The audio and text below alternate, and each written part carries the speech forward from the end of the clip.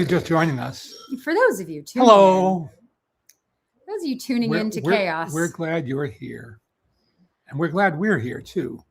Yes. For those of you who watch us on YouTube and Twitter, which I will never call X, we are delayed because my computer has decided it's no longer holding a charge. Yeah, computers which means will do that. I get to go to Apple and want to shoot myself, but it'll be fine. Everything will be great. Let's see. It would appear that we are now working. That is what I want. I want us to be working. MTV. Hi, friend. Sorry, we're a little late, but we did have these technical difficulties. Yes. It could not be surmounted any quicker. I swear. That's what we say. If it isn't one thing, it's your mother. That's about what it feels like most of the time. Okay, there we go. Okay. There we go. Take two. Exactly, Jonathan. Take two. Now it's working.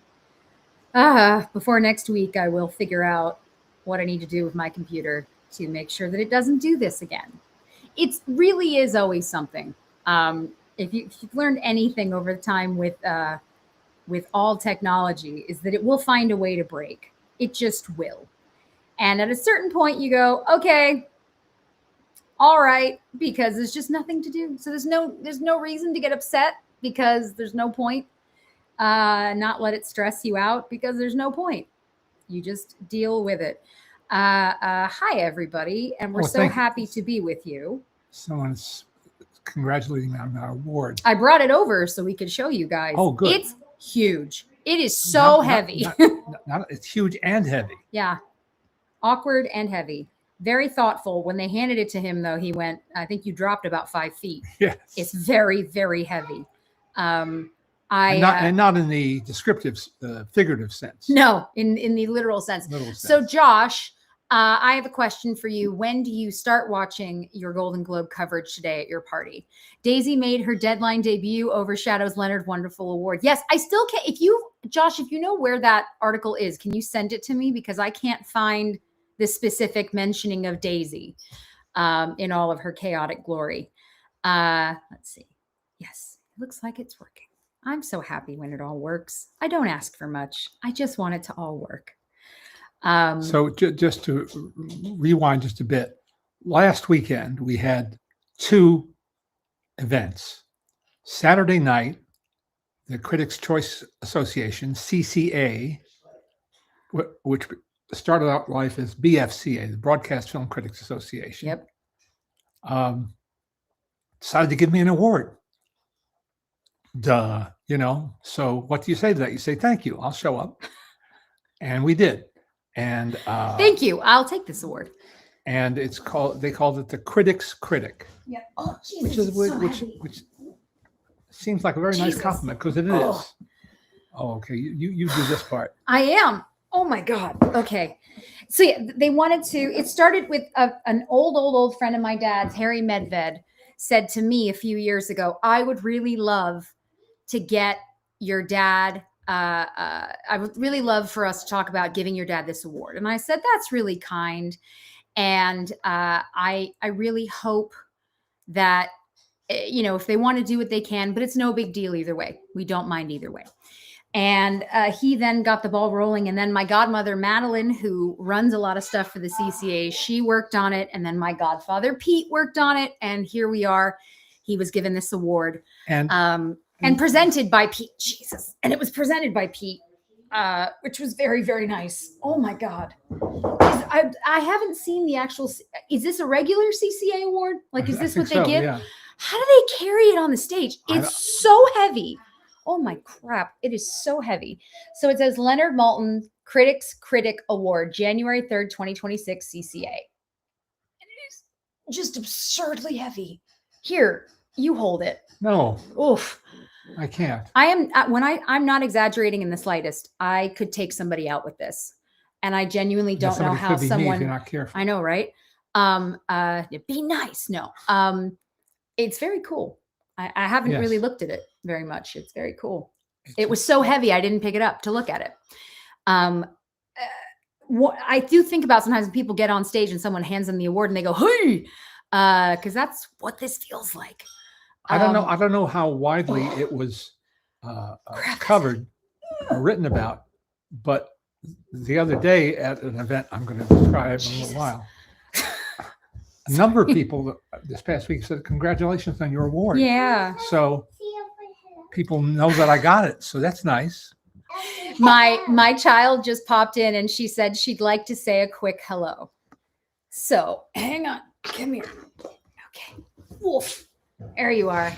Daisy put makeup on this morning. It is my aunt's birthday today. Mercy, are very, very, very special in our family. And Daisy and I went over this morning to bring her flowers and say happy birthday. So Daisy put on makeup for Mercy, obviously. So you can say hi. Hi. Hi. Daisy came with us to the night before event where Grandpa got his gigantic heavy award, right? And did Grandpa talk about you on stage? Yeah. He did. He talked about you on stage. And so did Pete. Yeah. Uncle Pete did too. Uncle Pete talked about you on stage. And she had a good time surrounded by film critics, which is the story of my life. Surrounded by film critics. Yeah, that's going to be you too. I like to say raised in the wild by film critics. Okay, can you go back and play with Hannah now? You feel good? Okay. Thank you, Hannah. Thank you, Daisy. We did it, Daisy. It's so heavy. I'm really serious, honey. Hold here, both hands. No, don't. You ready? Whoa. What do you think, Days? Yeah, good. Maybe we should just have kids carry them around. Yeah. Lord, that thing is heavy. Careful. Be careful, crazy pants. You gonna put it on the table? Oh, be careful. Yeah, she's putting it on the table. Very gently. Very Very gently. gently, honey. Well done. Well done, Well you. done, Give me a high you. five. That was very, very well done. I guess we're here. Come here, you. Okay, can you go back up with Hannah? We All right. upstairs now? I love you. Put the milk away, we'll go upstairs. There you go. He says, Typical day here in the household. it's a typical day in Dogpatch, USA. Leonard, do you remember your hilarious review of Police Academy 2 on ET, where your silhouette simply walked out without actually discussing the film? I walked That out and I went slayed like me. that. Yeah. Like, get away. You had a couple that people really remember. Yes. There's a handful of them. I mean, the Transylvania 65,000. that one seems to stick. Yeah. For a lot of people, but there's a few that people have brought up to me over the years saying, wow, that's really funny that you did that. And I appreciate it. And that was at a time when my status, my employment status at ET was in jeopardy. Yeah. And so anything I could do that was a gimmick that didn't devalue the critique. Yes. That didn't, render it useless or pointless. Yes. I would do. Yes. And those two really worked. Yes. Yes. Daisy was mentioned in Pete Hammond's column. That is true. Say, Pete is my godfather. He's my dad's best friend. And he and Madeline are very kind to Daisy, my daughter, you just saw. And, again, I'm very lucky because, and I think this in part is because I was one of the only kids. Mm-hmm. I kind of got to go and do everything. And I just became like the film critic mascot. Mm-hmm. I went to so much with my dad, and now they're still really kind to Daisy. And Daisy gets to go and see and do quite a bit because they're okay with it. You will see her in a few weeks. It's the Santa Barbara Film Festival. And when we do the Maltin Modern Master, which is going to be Adam Sandler this year, that's one of the only red carpets I let Daisy walk on.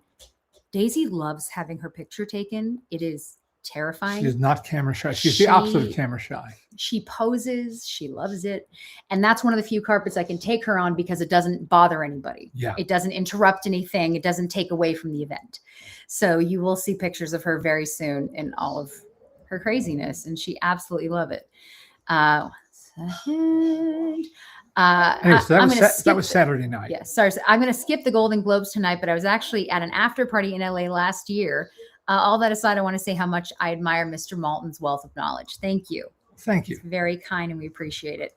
Yes, the award does look like a shooting star from the More You Know. Absolutely. I agree with you. I absolutely. Larry says, hello, Leonard, the GOAT and Queen Alice, Princess Jessie and Daisy from your surfs, Larry and Jenny. Hi, Larry and Jenny. Yes, very, very funny. Wasn't it in the trades about you getting the award? Yeah, it was. It got coverage, which was really, really nice. And very kind of them. So yeah, you have Stan Laurel behind you, but what about Oliver Hardy? Ollie's Is over, he over on there. Okay, he's over on the shelf is where he is. But don't worry, we always keep our Stan and Ollie together. No, Bub, don't pull him down. No, don't pull him down, Days. No, don't honey. do it. Don't do it, Days. No. No. Baby, it's stuck down. It's stuck down. So thank you. Good times upstairs. Good times. There you go. Yes. It's the second exit. Second exit.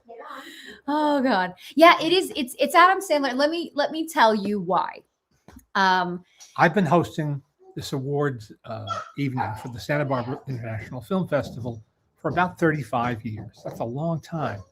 And in the early days, I think Anthony Hopkins may have been the first one that I did.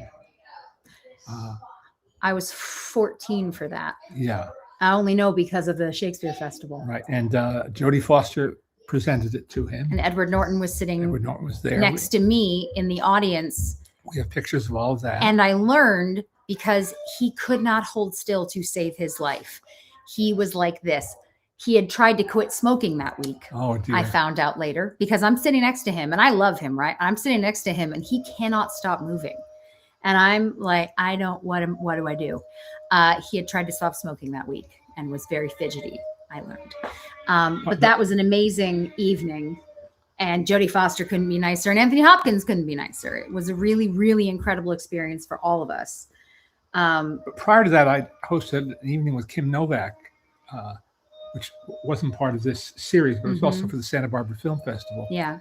In any case, they asked me back to interview Sean Penn, I think. Yeah. And then Kate Winslet, and then Leonardo DiCaprio. I don't remember the order anymore. Kate Blanchett, Clint Eastwood, Will Smith. It goes on and on and on. Right. An Martin incredible Scorsese. list. An incredible list of people. Imagine getting to talk movies with Martin Scorsese on stage for like an hour and 45 minutes. Yeah. Well, you guys, wow. You always, whenever watching my dad with someone like Scorsese or watching him with Spielberg is so fun because they just are really happy to be together having that conversation. Yeah. It's very special.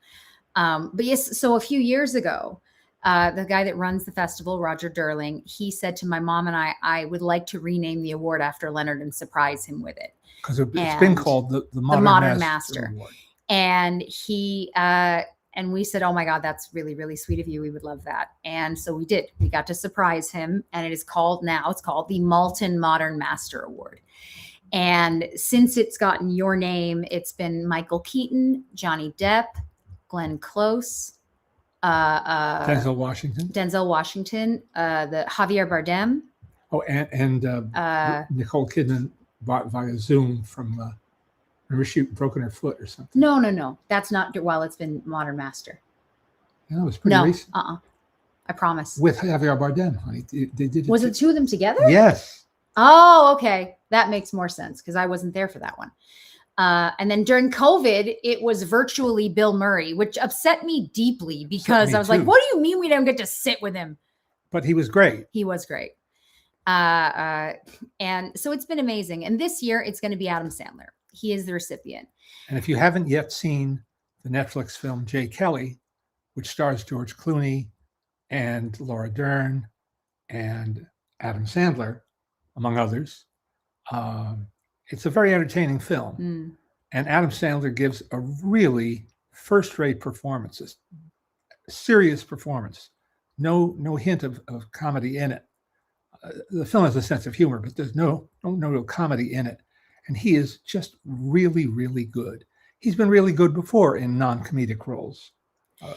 But this is just, I was really impressed. I have a theory that there are people who just need to not be in charge sometimes.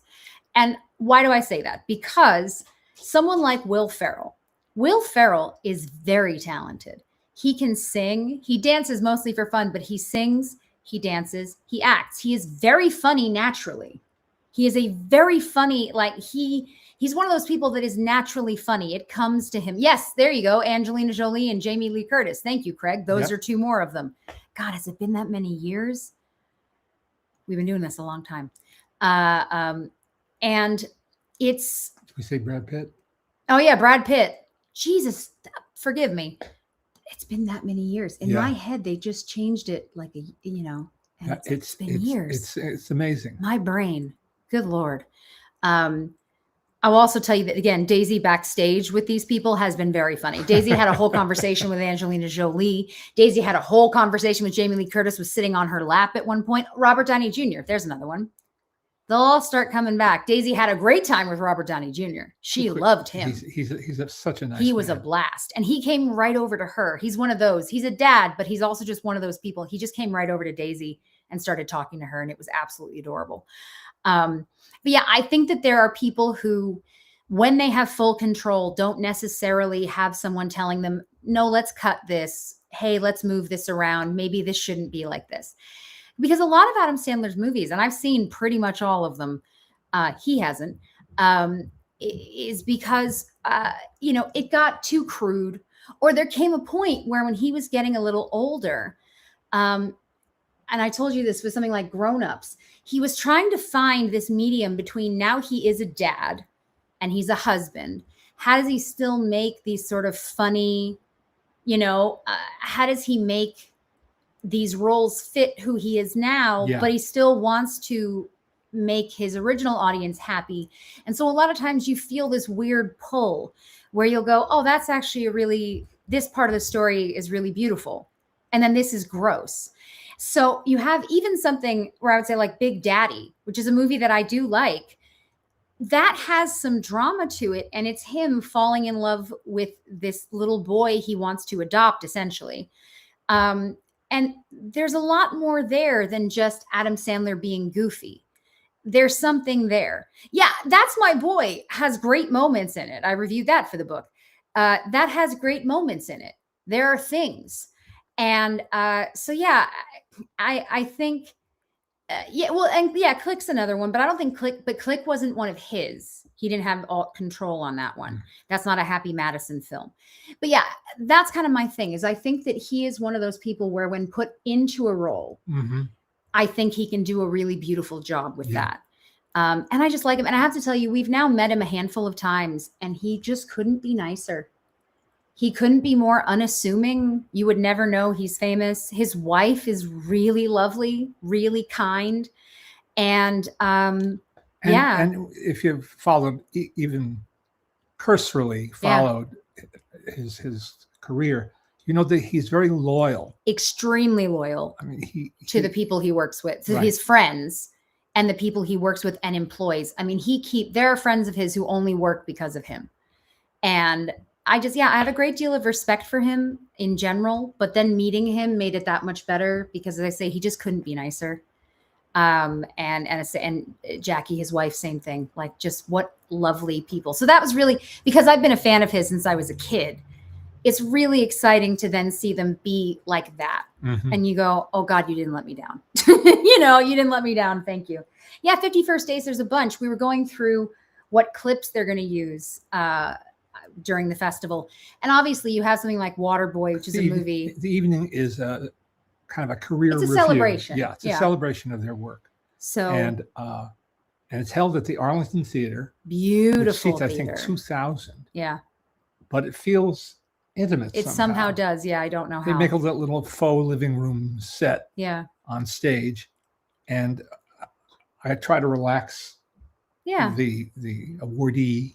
That's the word. Recipient. Yeah. The recipient. Well, you two, you're sitting comfortably on the stage and you're watching clips and you're sort of just talking about their life, really, because you start at the beginning of the career and you work your way through. So again, if you're a Jewish kid like me, the fact that you had the Hanukkah song actually did mean a lot. Some people can joke, but people talk about being represented. That thing, it really did mean a lot to finally have a song, as silly as it was. It's a good song. And that was really neat. Victoria says too many critics wrote Sandler off at the beginning. Fans love everything he makes. Look, it's not like every single thing he does is perfect or the best thing ever, but I like a lot of it. And I think he's very likable. And you've seen him now, in these different roles with different people, him with Jennifer Aniston, and they love him. When you watch other people with him, they just love him. I was watching him talk to Reese Witherspoon the other day, and he just said, "Hey, Reese," and I'm listening creepily. I'm listening. I'm just listening, and it's like they're having this conversation, and it just sounds like two old friends. And as I say, it's a really good feeling when you've been a fan for someone for so long. Thank you, Matt. Matt says we both look beautiful today. Thank you, Matthew. That's very kind. Anyway, I got the greatest compliment I think of my life, probably of my entire life, the other day at the AFI luncheon, which I'm going to talk about in a little bit. Friday afternoon was the annual AFI Awards luncheon at the Four Seasons Hotel, and walking in, I mean, this is a who's who. People associated with the top 10 movies and top 10 TV shows. The AFI luncheon honors the top 10. They choose 10 TV shows and 10 films. And I'm a member of that jury. And what makes it different to many other events, the first part being that no one's winning or losing. Yeah. Everyone has won. There are no speeches. They're not getting up on stage. It's none of that. No acceptance speech. There is a red carpet step and repeat going in, and then there's like a photographer or two wandering, but it really is just a celebration event. As Bob Ghazali, the head of the CEO of AFI, American Film Institute, can clarify that. He says at the beginning, you've all won. Yeah. No stress. Yeah. No suspense. They know ahead of time why they're there. Yeah. They're there and they're not only there to celebrate, but to see each other. That's it. Is it's everybody. The other part is, and it used to be TV and film really were separate. So the people that work in film, the people who work in TV, it was two separate groups. So part of, because you guys have been attending the luncheon forever, was that you would see people that we normally don't get to see. Right. We don't often see TV people back then. We didn't see a lot of TV people in person. So that was really exciting just to see them. Yep. And for the people working as well, because the idea that you would see an actor you like that you've never seen before, who's in this movie, that movie. My mom's highlight time was when it was Mad Men, because my mom would go running for her John Hamm. She loves John Hamm. And he's a very nice man. And he's a very nice man. And the two of them would cuddle. Hug. Yeah. You call it whatever you want. I've seen the pictures. But no, it's like, it's just the nicest. And so the two of them come home with truly the most phenomenal stories. We should take a turn back though, because we should go in order a little bit. First, we had the CCAs, Critics' Choice Awards, which are held out at Barker Hangar at Santa Monica Airport. Yep. I describe it in the column I just sent. Yes. As a pop-up ballroom. Yeah, it is. That's a good way to describe it. Thank you. That's very good. I like that. That's very good. What was Leonard's big compliment of AFI? We'll skip around again. We'll come back to it. I promise. We'll come back to that, because otherwise we wound up walking in the entry carpet way with George Clooney and Laura Dern. This is back at AFI. He's jumped again. Yeah. We were talking about CCAs. You just told me to tell. No, I said wait. I thought you just finish it. Just do. Go ahead. Go ahead. Complete the I said compliment. hello to George Clooney, and he gave me a warm handshake and said, "You look good." He said, "I'm getting older. You're getting younger." Thanks, George. I can die now. Right? Yeah. That'll do. Anyway, turn back clock. Sunday night, CCAs, last Sunday. It's me another event that's both movies and television. Yes. So that again is really cool, because we get to see people that we don't always get to see. I imagine, Arthur, you're correct. Arthur says, I imagine that Jesse could be running to meet Noah Wyle. You are not wrong, Arthur. I couldn't get to him, and he's probably lucky, because I don't know what I would have done. So CCAs are one of the few events that I get to go to. My mom gets the majority. Fair enough. She came first, but this is one that I get to do. And it's so much fun. So we get there, and the room is they haven't opened the ballroom part yet. It's just sort of what their makeshift foyer, if you will. And we can't even get in because it's so crowded already. They haven't opened the doors, so there's no flow. There's nowhere to go. So Yeah. we're just sort of standing and watching, Right. which is really what we're there for anyway. Yeah. Great people watching. Great people watching. And you're just sort of staring and you're hearing on the other side of this wall that they've created the red carpet. So you're hearing them shouting people's names, and that's going on. And that's really interesting to sort of listen to and hear what they're doing. Because they're getting ready because it's going to be broadcast live this year. Well, no. But Daddy, I'm saying the red carpet. Yeah. Yeah. That's But not getting ready. I'm sorry. We're trying to have a nice time. Okay. What are they getting ready for on the red carpet? They're getting ready inside. Yeah. For the Can't take Hi. them anywhere. Can't take them anywhere. Hi. Yeah. Well, we weren't listening to them get things ready in the ballroom. I'm just saying. We finally start to get to walk in. And as that happens, you see, like, that's when your head starts to sort of explode because you're turning and you're going, oh. And there they all are. And we never know ahead of time who we're going to be sitting with. Yes. That's always a surprise. Usually a happy surprise. Yeah. This year, we were sitting with the producers of Sirat, the film Sirat, and Jafar Panahi, the Iranian filmmaker of note, who we didn't get to see in Telluride.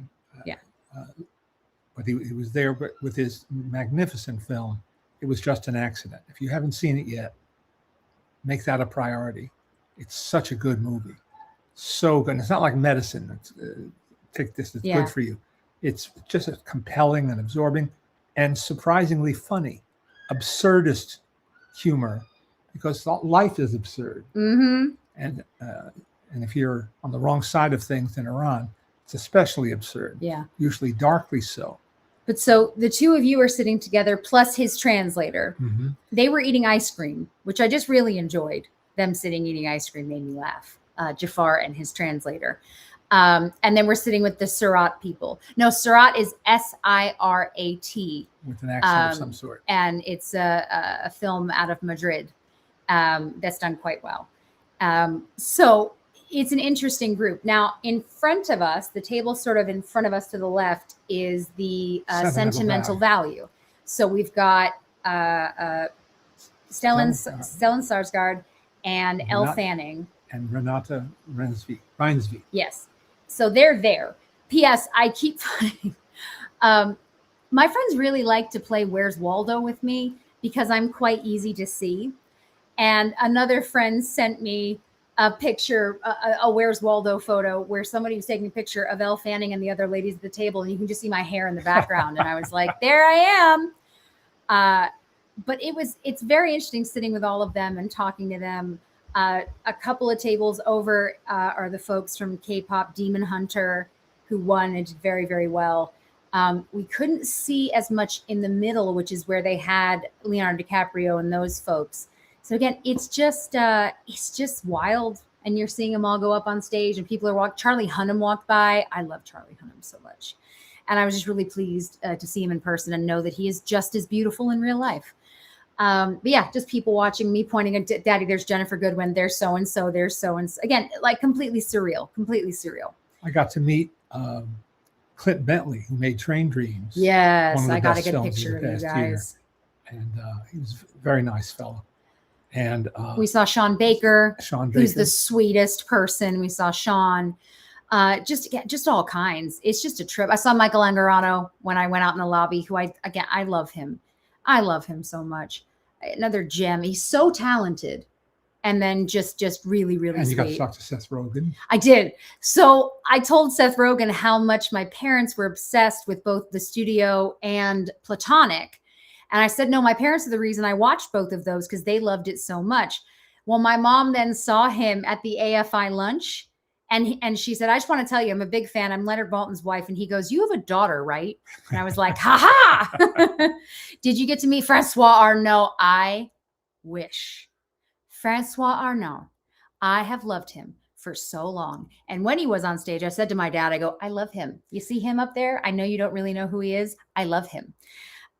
Yes, it's a good thing I didn't get to see Noah Wyle because I don't know what sounds would have come out of me. Yes, I watched Falling Skies. there's another, you watch ER for as long as I did, and you see those people, and you do sort of just go, oh, I've watched you forever. Yesterday, Friday rather. Yeah. Alice and I got there, and we noticed that Kerry Russell was posing for pictures on the red carpet. Yeah. And we waited for her to be done with that chore so that we could tell her how much we loved The Diplomat. Yeah. Which is finished 3 seasons now. Yeah, I think so. And she couldn't have been nicer. She said, I loved doing that show so much it doesn't feel like work. Mm. Well, it's just a bit of chit chat, but it's an interesting bit of chit chat, and we never met her before. And it's nice to hear. Yeah. Because it's such a good show. It's nice to hear someone saying that. Mm-hmm. Panahi says he plans to return to Iran despite facing another prison sentence. Hopefully the regime will be kaput before that happens. Fingers crossed, man. Yes. That's crazy. He has been in prison more than once. And he made this film in secret. So he kind of disappeared at a certain point. He was sitting with us, and then he and his translator left, and he didn't come back. And we didn't know he wasn't going to come back. And I, because I'm a terrible person, kept joking, did he get arrested again? Which movie do you think is better, No Other Choice or It Was an Accident? It was an accident. I thought No Other Choice started out great. I talked to somebody else the other day who felt the same way. First half hour, just terrific. Mm-hmm.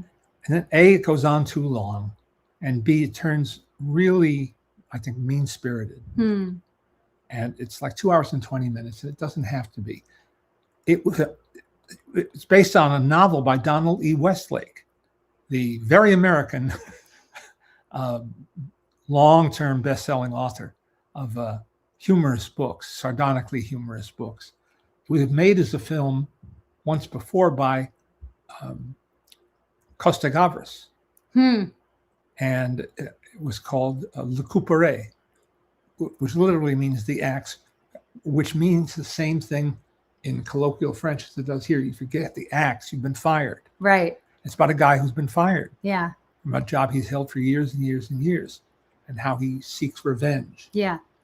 And the Couperet didn't get much traction here in this country, but it's a really good film, and I think actually it's better than No Other Choice. There you go. Yes, Harrison. Harrison saying, have you spoken about the Joan Crawford book and Every Movie is a Miracle? Yes.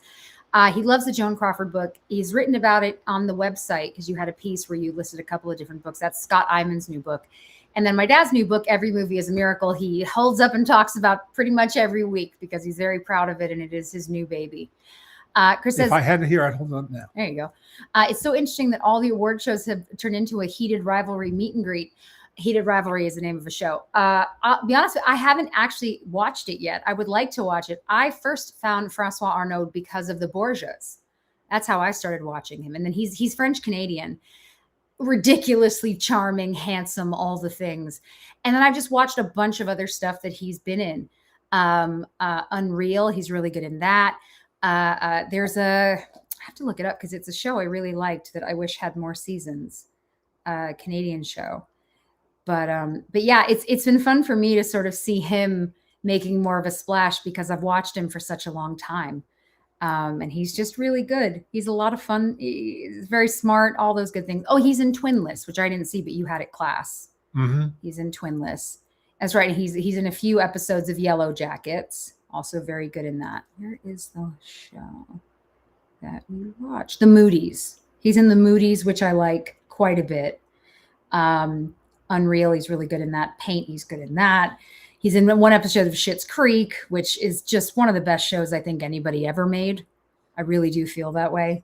Yeah, it's just he's a really good actor and he's worth watching. And I think he will continue to do more, and I hope more people learn who he is.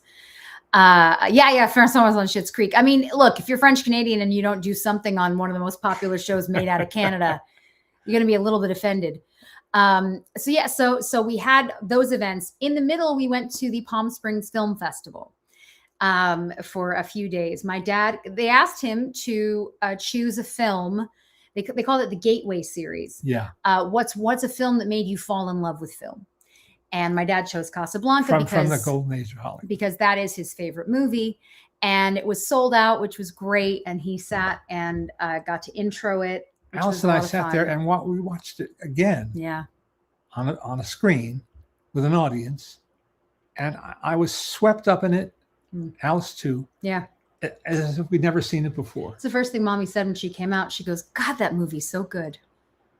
So being familiar with it didn't hurt one bit, not one iota. Yeah. And it's just, again, it's always nice to see something on a big screen. It's the first question that you asked, as you said, how many of you have never seen the film before? And pretty much everybody had. You said, how many of you have seen it on a big screen before? And only a couple had. Mm-hmm. And again, this is the beauty of, living in a place where there are so many things being screened. People get to see it like that, which is how you're meant to see it. What's your favorite fun fact about Casablanca? I know mine. What's your favorite fun fact? You do yours first. The song's never played in full. Yeah. That's my favorite. That's true. Is that as time goes by is never played in full. And isn't it that they had to, when the film came out, they then had to make a record of it? Well, when the film came out, 1940, late 42, early 43, there was a recording band, the American Federation of Musicians, AFM. I'll sit you up. There you go. There you go. Was on strike. And so they couldn't take advantage of this song, which was a 1931 song. So what they did was they reissued Rudy Valley's record from 1931. Huh. Got a little mileage out of that. And then later, Dooley Wilson did make a record of it. But not at the moment. Not at the moment that they would have liked it. Yeah. So that's my favorite fun fact. Is I love that part. Well, I love. It's all shot in Burbank. Yeah, that too. The outdoor market, all of these. I think this will be the start of a beautiful friendship. Did not happen in real time. Mm-hmm. That line was added. Yep. A lot of stuff. I think it's fascinating when you see something come together and it feels so perfect, and then knowing after the fact that it was someone crafting it together. It wasn't just. They say it wasn't like they said the line. They knew this is what it was going to be. It's all sorts of stuff. I love all of that. My favorite fun fact is that so many of the actors in Rick's Cafe were European refugees. Indeed. Yes. That is something that years ago, I had never seen it with my dad. I'd seen Casablanca before, but I'd never seen it. I should say I'd never seen it in a capacity where we could talk while it was going on. And when Twitter was first becoming a really popular thing, TCM reached out and asked if my dad would do a couple of tweet-alongs because this was just starting to become. And I said, "What's that?" And he said, "What is that?" And I said, "Don't worry, I got you." So we sat together in our living room with Casablanca on. It was showing on TCM, and we tweeted along with it. And it was absolutely fascinating to get to talk in real time with you about it because I learned all of these things. And them all singing and understanding that so many of them were really singing, as in like from the heart. Like this was a real scene. These people had been through it. This was not just a bunch of extras. It was real. It just added so much, it added so much. And when you know that, you go, oh my God. Context. Yeah. Historical context. And this is what we always say, when people talk about trying to introduce someone to classic cinema, how do you do that? I say, well, you have to make it so it's accessible because you can't, like I will say to people, if you watched Casablanca knowing absolutely nothing, what are things you would recognize? Well, it looks beautiful. Yeah. Right? That's not hard. It looks beautiful. The way that they shoot everyone, but especially obviously Ingrid Bergman, the way they get her eyes, the light in her eyes. And won Arthur Edison the Best Cinematographer Award from the Oscars that year. Which makes all the sense. Yeah.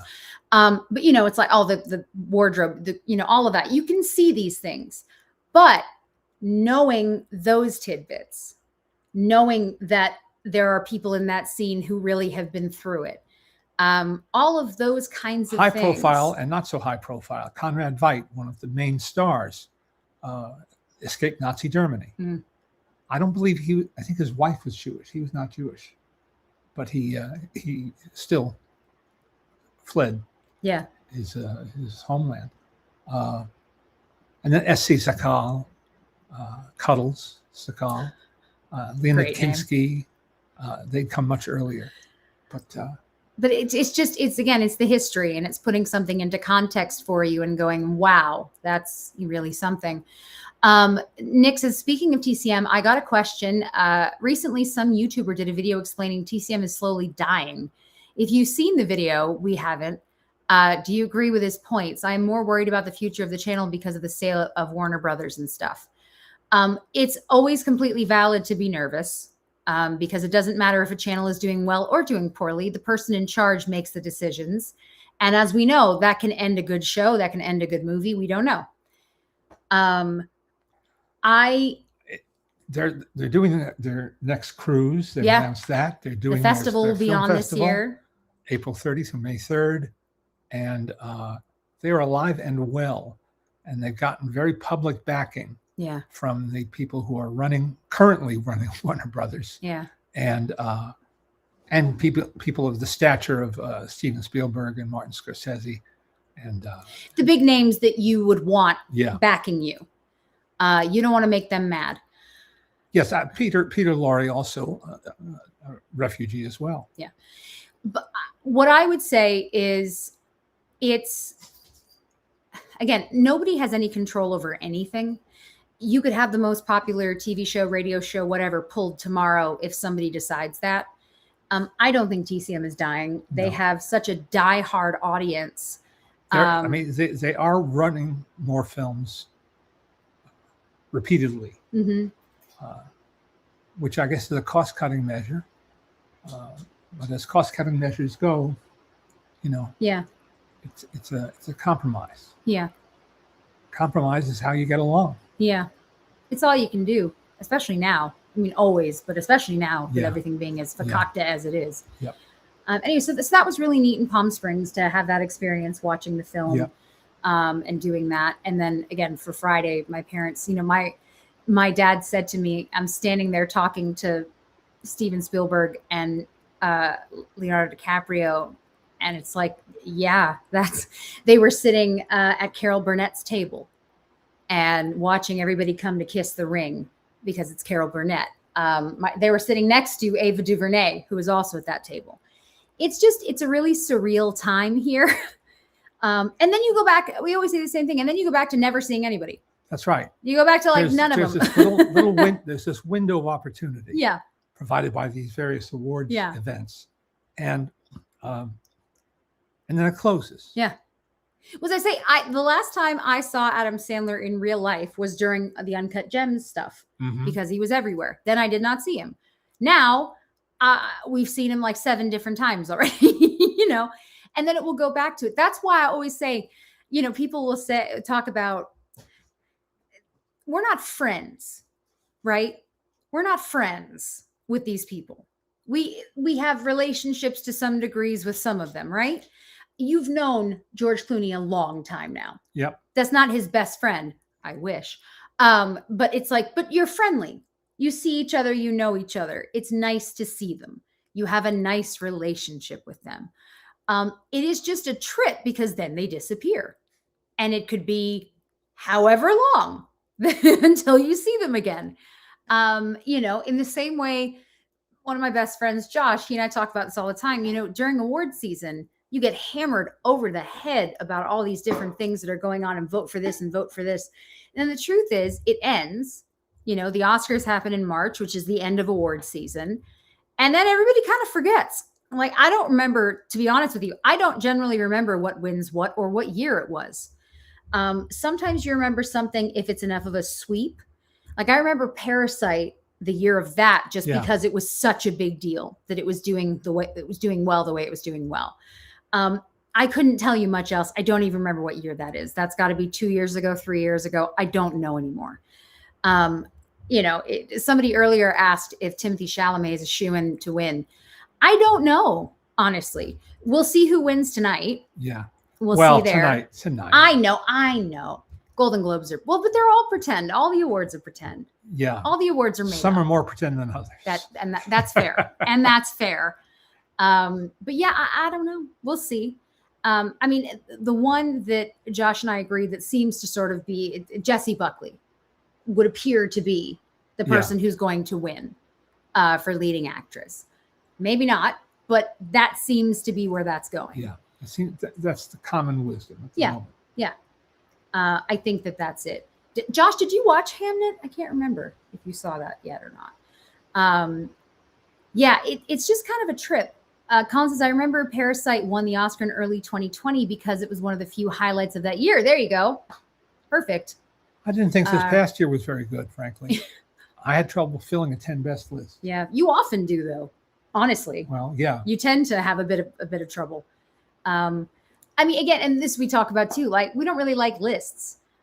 Lists are useful for certain things. Like I've asked you to make a list, but I don't care how many there are of your favorite movies and your favorite shows this year. In part because you've started watching a hell of a lot more TV than you ever did. That's true. That's true. You met a nice guy at the AFI lunch named Mike Makowski. Big fan of the Movie Guide. It's a good name. It's a good name. Big fan of the Movie Guide. He's done good work, mostly in television, and he created a show that's on Netflix called Death by Lightning. With Michael Shannon as President James Garfield and Matthew McFadden. Yeah, I watched some of it. Yeah. We watched the first 2 of the 4 episodes. Yeah. It's very good. Yeah. Oh, Nick Offerman. Yeah. It's very good. Yeah. I don't want to lose time, but I have collectibles today. Collectibles corner, should we call it? Sorry. Craig is saying Timothy is not my cup of tea. I'm hoping Ethan Hawke pulls the upset. Ethan Hawke is so good in literally any and everything he does. It's true. And I think he has gotten to a place now where it's almost, I don't mean Tom Hanks, but it's almost like he's always so good that you could almost always nominate him. What I will hope is that at some point we get to a place where he's winning them, because he's so talented, and I think he could win for many of his performances. So we'll see. That's also how people feel, Leonardo DiCaprio being nominated again. He's really good. He's a really good actor, and he's solid, and he's been good. So, we'll see. Did you ever get to rewatch Sinners? No, he hasn't rewatched it yet. He has so much other stuff he has to go through first. It's still on my list, though. He wants to, but there's such a I saw Ryan Coogler on Friday. Oh, hi, guys. They went to this person, D23 fan who goes to a lot of screenings, just went to the premiere for Disneyland Handcrafted. They were supposed to go, and then my mom just wasn't feeling well and wasn't up to it. That is the new Leslie Iwerks Disney Plus show. Or is it a film or is it a series? I don't remember. No, it's a film. It is a film. And yeah, they did a great big premiere on the lot, and everybody was there, and it looked amazing. And I'm sad we weren't there because everyone we love was there. Yeah. Tchotchkes. Okay. This is a tin. It's a candy tin. Although it says beauty box. Maybe it was a makeup tin. One of a series commissioned by this company. I'm pinning it to 1922 because this star, and he was a very big star, Wallace Reed. It says Butte Box. Yeah, Butte box. Canco. This fellow, Wallace Reed, was a very big star who died of a drug overdose in January of 1923. Ooh, and that's rough. It couldn't be much earlier because Jackie Coogan only became a star in 1921, working with Charlie Chaplin and The Kid. So that makes it 1922 by default. And they did these tins in various sizes. There's a small one. What's the first one you B.B. got? Daniels. The one that's coming up in just a minute. And they do open, and they are boxes. They haven't been open in a long time, so they don't open easily.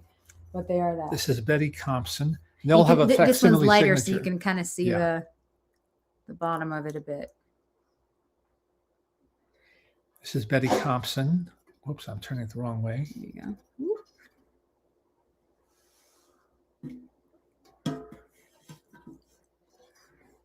Mae Murray. And they're all Henry Clive. And they're all done by Henry Clive, wonderful illustrator and artist. He was Australian born, made his way to Los Angeles, got into the movie business in various capacities, and did work for... Is this not risque? Yeah. Just checking. Just checking. Different shape entirely for this Rudolph Valentino tin. This is one of my favorites. And that's him in costume and character for the Sheik.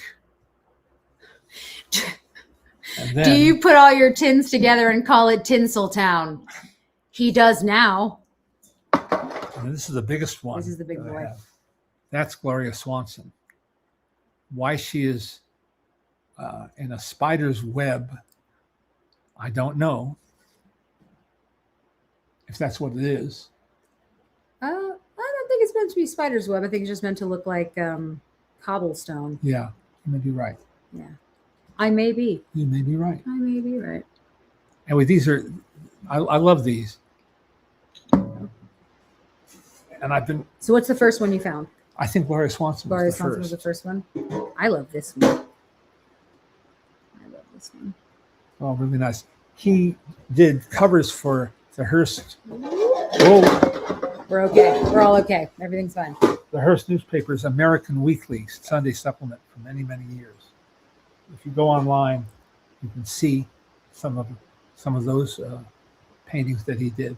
And he lived a long life until 1960. And someday when we do a roving camera, there will be a time when we'll stand up and show you some things that aren't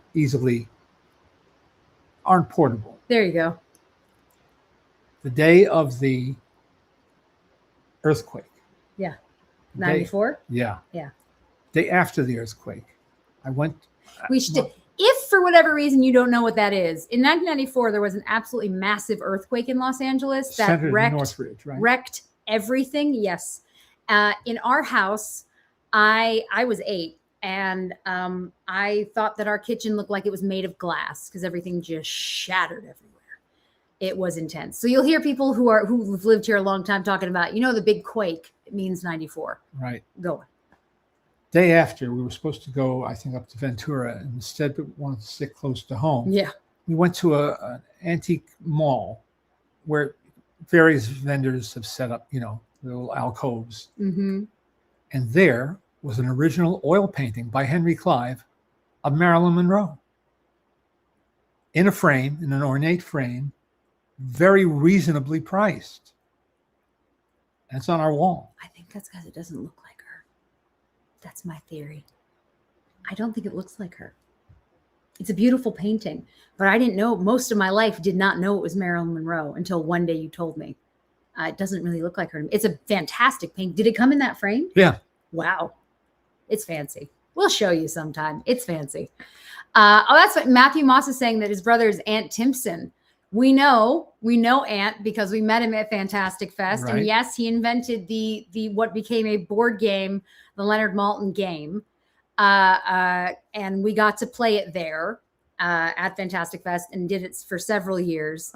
And yeah, then Mondo made it into an actual game that you could buy. It was awesome and a lot of fun. You could put your tins together and call it Tin Pan Alley. Also an option, Kevin. I'll give you that. There you go. Stephanie's saying magnitude 6.7. That was the quake. It was the quake. Woof. Have you read the book on the making of Sunset Boulevard? I just started it. I'm several chapters in. It's very good. What he does is, what the author does, and I can't remember his name, I'm sorry to say, is he gives you sort of a mini biography of each of the players, Mm-hmm. meaning the director Billy Wilder, his co-writers, Gloria Swanson, Eric von Stroheim, William Holden, Nancy Olson, all of the people involved with the movie, and it's very well written, which is not always the case. Some of these books are by journeyman writers. Yeah, yeah. They can put together a sentence in a paragraph. Yeah, yeah. This is especially well written, and I admire that. Arthur says, my tattooed arm goes well with the couch. I'm glad that I blend. Well, you know, today we saw my nephew, and he was staring at this arm because he really likes butterflies, and I have quite a few butterflies on this arm. And I told him I am very useful with small children, especially because I'm a toy. There's so much for them to play with. Yesterday, took Daisy to one of her friends' birthday parties, and their 1.5-year-old just sat staring at my hair and saying the colors out loud. And I was like, you're welcome. I am a toy. I'm a portable toy. Victoria says it better stay the Quake. I don't need another one to outquake it. I'm with you. That was wild. That was a wild experience. My wife had acquired a full set of Waterford crystal, which we purchased at the factory shop in Waterford, Ireland, when we were there in 1977 on a tour, and it was quite expensive, and shipping was not cheap either. But I'm very proud to have these water glasses, wine glasses, goblets, all that stuff. After that, we only bought from Target or Costco. That's right. Shattered. Pulverized. Like dust. There were no shards of glass. It was sand. Yeah. Unbelievable. That was rough. That was a rough one. that was a rough one. No, it's if you are an Angelino and you are someone who loves your stuff, you need to stick it down. Because we get little quakes all the time. Thankfully, we haven't had a big one in a while. But we get little quakes. And yeah, we've learned to fasten everything on as best you can, because it is hard otherwise. It really, really is. It is difficult to do. As I'm staring at all your stuff. Yeah. And going, hey. Yeah. You know, it's funny. You have to not be attached. Well, like yes. Emotionally speaking. Yeah. Because it is just stuff, but it doesn't help when it gets hurt. You still want it, and you don't want it to get hurt. But yeah, so yeah, it's been a pretty wild week. The beginning of the chaos of January into February, into March, because holy moly, it's a long award season now. I did ask before we go. I asked you guys what you would like to see winning some awards this year, as there's different stuff. Again, awards to me, the main purpose they serve, I feel, is it gets something attention that otherwise might not have gotten attention. That's how I look at it. My hope is that a movie that you've never heard of, so it wins an award, and then you go, oh, maybe this gets onto your radar. I think that's great.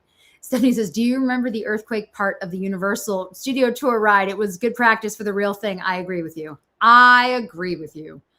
Let's see. Yeah. So several people are saying that they love One Battle After Another, which is your favorite this year. Jim is saying that he hopes that Michael Giacchino's Fantastic Four score gets some attention. Sean says he'd like to see Mark Hamill get at least an Oscar nomination for Life of Chuck. 1 second. Yep. Several people saying he's also very good battle after another. Mark Hamill's also very good in The Long Walk. Yeah. Which made me happy. It's nice when that happens. It's nice that, somebody who's worked for so long gets that kind of attention. Mm-hmm. And he enjoys it too. Yeah. As he should, because he's done this for a long time. Let's see. There we go. Train Dreams. Jason is saying he really hopes that Train Dreams gets more attention, especially for Joel Edgerton and William H. Macy. I hope, you and Mommy had such a reaction to that. You really did. And I hope that, at least, look, it's another one. It's a small movie. Yeah. So at least it's getting attention. And the studio sent me a paperback of the novella. Yeah. And it's slender, so I'm going to try to read it. Yeah. Well, you should. 1 second. Oh, Matthew's saying that he bought an oil painting from the Burt Reynolds estate. I thought it was small and it was beyond huge, and shipping it to New Zealand was a nightmare. He looks like a snake in the painting. Well, at least it's got a good story, right? That's the goal. You want a good story. No, I think, look, eBay is wonderful. And we've talked about eBay can be great. And the fact that you don't have to go out anymore, the fact that you can find things that otherwise you might not be able to find ever. Totally get that. But most of those tins were gotten the old fashioned way. There's nothing better than going into an antique store, going into an old barn, or to a flea market, any of that, and really getting to look and find something. We've told you about when I was a little kid and my parents gave me assignments. That's how they made it fun for me. My dad would say, find chicken in the rough, which is something that he loves. And I would have to go and look. And it was just, it was great to get to, have, as I say, have an assignment, have something to look for, have something special. And then when I would find it, it was, glorious. I come running to find my parents. I go, look, I got it. We're also funny because in our house, we don't have a lot of reproductions or repros, if you will. But then you realize that if a repro was made in the 70s, it's still pretty old. Yeah. The glass, the thing I got you for your birthday, the Charlie Chaplin, it says those were made in 1981. That's a while ago now. And I say this as someone who will turn 40 this year. That's a while. So it is a reproduction, but it's also not made yesterday, which you do start to realize. Yeah, the hunt is the best. Yeah, the thrill of the chase. Yeah, it's pretty great. Oh, before we go, Sidney Kibrick. Yes, who lived 97. Mm-hmm. That's a good run, as we say. We say Kinahura. It's amazing. He's a nice man. I didn't know him well, but I got to meet him more than once. Mm. And he held an Our Gang reunion. He was developing some property in the desert near Palm Springs. And so he used it as an excuse to get all the kids together who were able to come, including Ernie Morrison, known as Sunshine Sammy, who was the original African-American kid around whom Hal Roach built the cast of the first and original Our Gang in 1922. So in 2022, the Hollywood Museum held an event for the centennial of Our Gang, and Sidney was there, and he gave interviews, and because he was still not only lucid but very well spoken, and so now there are none. That's depressing, and now there are none. No, it's true, but Spanky was visiting here in LA. He lived in Fort Worth, Texas, and he was here in town when you were 5 years old. And I debated whether I should take you to meet him or not. And I said, I think it would be too confusing to meet this older, heavyset guy. When was the gathering then where they all signed a PD doll for me? That was or the one of the Ray Courts shows. Yeah. Okay. One of autograph shows. Because I was not that much older. No. Probably like 8 or so at that point. That makes a difference. Yeah, I know it does. Yeah. Now that I have a small human, I know it does. It's Daisy trying to get Sebastian to do stuff. I say with my nephew today, he's 1.5, and Daisy's like, why can't he do this stuff? I'm like, you're 4. You're a giant. It's going to be okay. Anyway, always good to be with you guys. I'm just going to show you this one more time because I want to make sure you can see the details of this particular box because it's one of my favorites that he has. It's so detailed and so beautiful. It's decorated on it's really, the sides as well as the top. Really beautiful. Let's say these designs. Just want to share that. It's so cool. And these two, they turn up on eBay. Yeah. Yeah. Again, no. Look, we love eBay. They must have sold a lot of them. We found all kinds of stuff. We love eBay for that. But there's nothing like the hunt. Nothing like the hunt. Thank you guys for joining us. We're so happy to be with you. We will see you next Sunday. Take good care of yourselves, everybody. I cannot believe it's the start of a new year. We're already 11 days into the new year. I don't know how that happened. But we'll see you soon. And remember, be kind.